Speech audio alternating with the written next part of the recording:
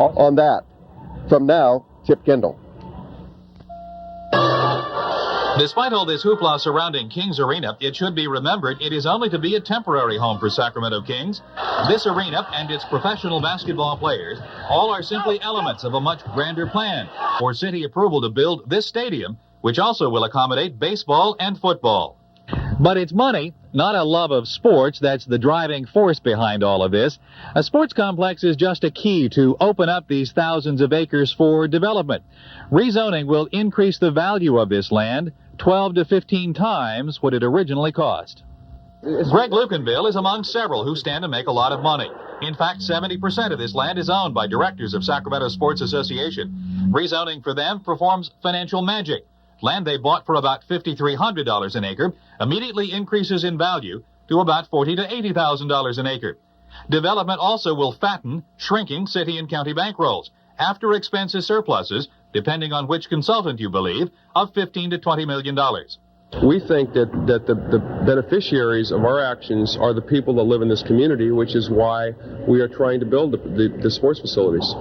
The city has taken itself out of the urbanization. We have higher tax rates, utility taxes, increased cost of fees, etc. Looking out over this land fails to give one a true feeling of just how immense an area is at stake. Even flying over doesn't help. How many of us can judge 1 acre's size, let alone 7 to 14,000?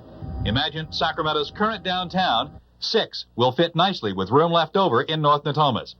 Here's how it looks when city planners overlaid the North Natomas boundaries over current city developments. So deciding just what to do with all this land poses a unique problem for city planners and policymakers.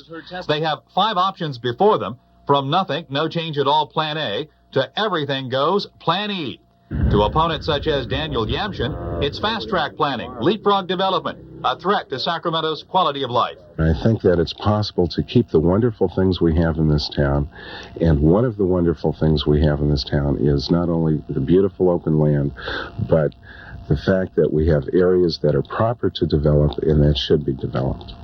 Despite recent calls for some to preserve this as a living agricultural museum, these acres were planned for industrial commercial development a long time ago. So how did neutral trained observers see what should be done? I would attempt to stall the development off for 10 years or more. I would reformulate the plan so that it had more office development, so that it was much denser. In other words, not a campus industrial park setting, but a second central business district. While public debate continues on schedule for a possible council decision as early as January 7th, it now appears council members are leaning toward opening up this area for a stadium as well as other development.